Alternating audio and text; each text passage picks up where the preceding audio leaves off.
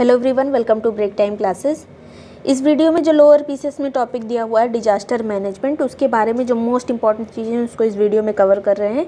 बाकी ये पीसीएस और आरओ के लिए भी इंपॉर्टेंट है। पीसीएस मेंस में भी एक टॉपिक है डिजास्टर मैनेजमेंट, तो उन सभी के लिए इंपॉर्टेंट है जहाँ पे भी जीएस पूछा जाता है, खास करके लोअर पीसीएस के लिए ध्यान से देखिएगा। और ये सारे जितने भी हैंड रिटेन नोट्स वगैरह हैं वो आपको पीसीएस और लोअर पीसीएस वाला जो पेड ग्रुप है उसमें मिल जाएगा। ज्वाइन करने के लिए नंबर दिया हुआ है 6375412344। इस पे आप व्हाट्सएप पे मैसेज कर सकते हैं ग्रुप डिटेल, तो आपको डिटेल भेज दी जाएगी, उसको प्रॉपर्ली पढ़कर ज्वाइन कर सकते हैं। सभी hand retain notes, current affair वगैरह जो भी चीज़ें हैं सब वहीं भेजी जाती हैं। सबसे पहले कुछ बेसिक क्वेश्चन है, जैसे भारत में भूकंप के प्रति संवेदनशील भूभाग, हमारा जितना भी भारतीय भूभाग है उसका लगभग 61% 61% जो है भूकंप वाले संवेदनशील क्षेत्र में आता है।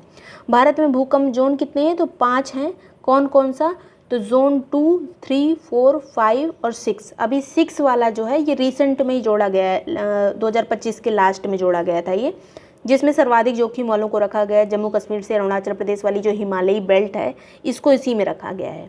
और जो ये अभी मतलब फिर से ये रिवाइज होकर जो ये मानचित्र बना है, इसको मतलब कौन जारी करता है, पहले तो भूकंप जोन मानचित्र, इसको भारतीय मानक ब्यूरो के द्वारा BIS के द्वारा जारी किया जाता है। इस बार जो ये मानचित्र बना इसमें जैसे उत्तर प्रदेश, बिहार वाले भी बहुत सारे एरिया को इसमें शामिल कर दिया गया है, भूकंप जोन में शामिल कर दिया गया है। जोन 1 को इंडिया में इसलिए नहीं रखा गया क्योंकि इतना कम जोखिम में कोई भी एरिया नहीं है इंडिया का। तो ये है भूकंप के बारे में। ये जोन याद रखिएगा, अभी जोन 6 भी ऐड किया गया है 2025 के लास्ट में, नवंबर में।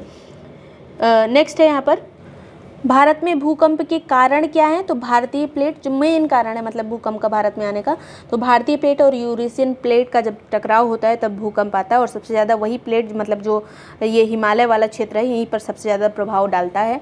और अभी आपने रिसेंट में भी सुना होगा 2015 में जब नेपाल भूकंप आया था, क्योंकि वो सबसे ज़्यादा खतरनाक था, आया था मतलब उसका केंद्र वहीं था, लेकिन भारतीय मतलब उत्तराखंड वगैरह भी बहुत ज़्यादा प्रभावित हुए थे।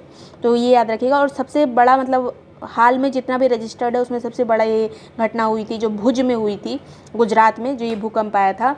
ये कब आया था, डेट बहुत इंपॉर्टेंट है, 26 जनवरी 2001 को ये भूकंप आया था, जिसका रिक्टर स्केल पर 7.7 तीव्रता का ये भूकंप था। भुज में कब आया था, 26 जनवरी 2001 में। और ये नेपाल भूकंप कब आया था, 2015 में।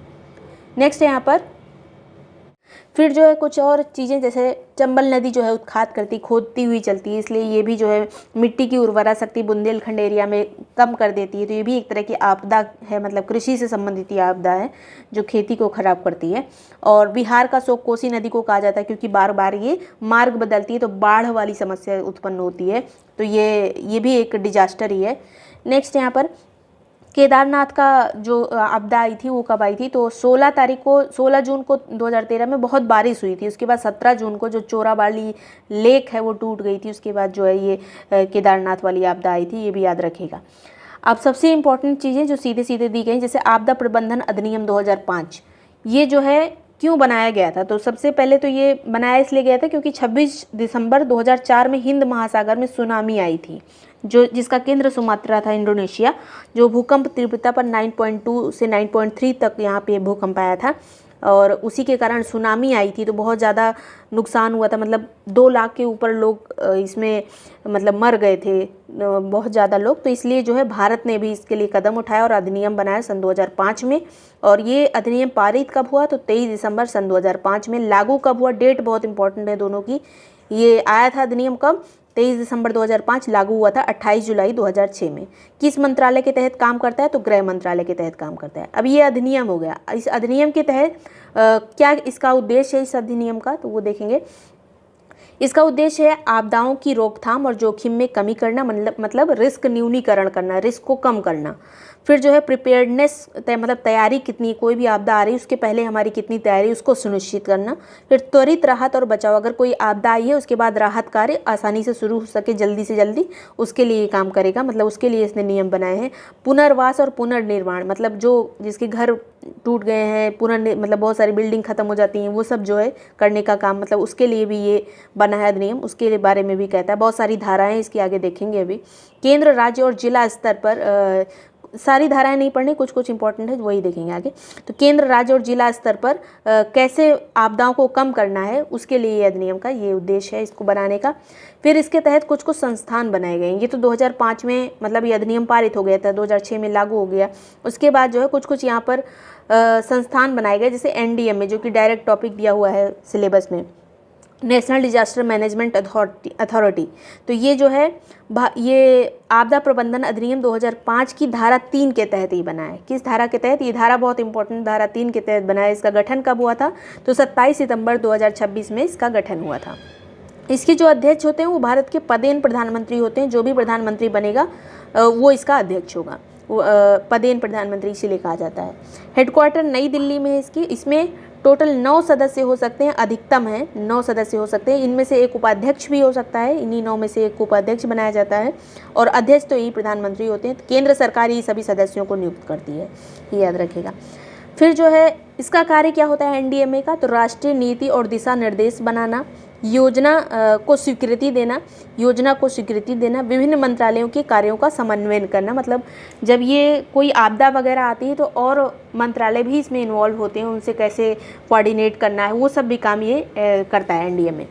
अब इसी तरह से अभी और NDMA के बारे में और भी छोटे छोटे क्वेश्चन वो हम बाद में देखेंगे। SDMA क्या है? तो SDMA state disaster management authority है, जो आपदा प्रबंधन अधिनियम की धारा 14 के अंतर्गत आती है। मतलब जो भी जहाँ पे भी ये धारा लिखी हो तो समझ लीजिएगा वही जो अधिनियम आया था 2005 में, उसी की ये धारा है।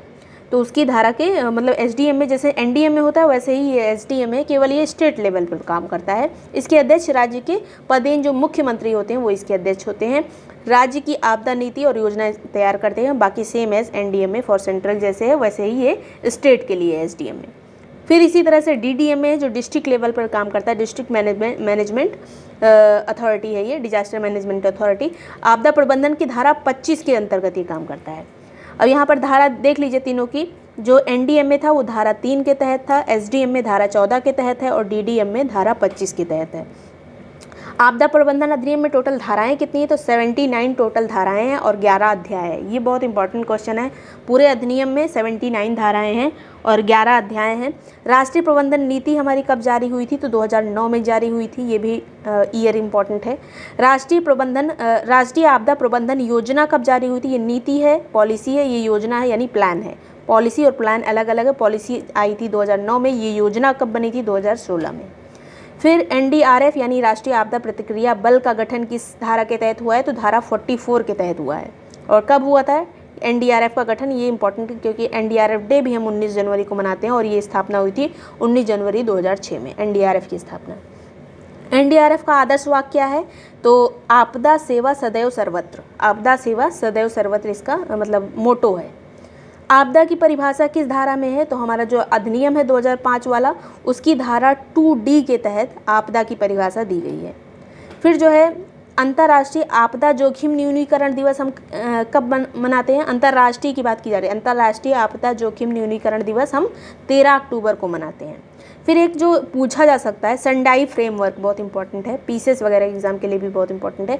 सेंडाई एक शहर है जापान का, यहीं पे ये फ्रेमवर्क बना था, साइन हुआ था। तो ये जो फ्रेमवर्क है वो आपदा जोखिम को कम करने के लिए UN के द्वारा 2015 में ये अपनाया गया था और ये 15 साल का प्लान है।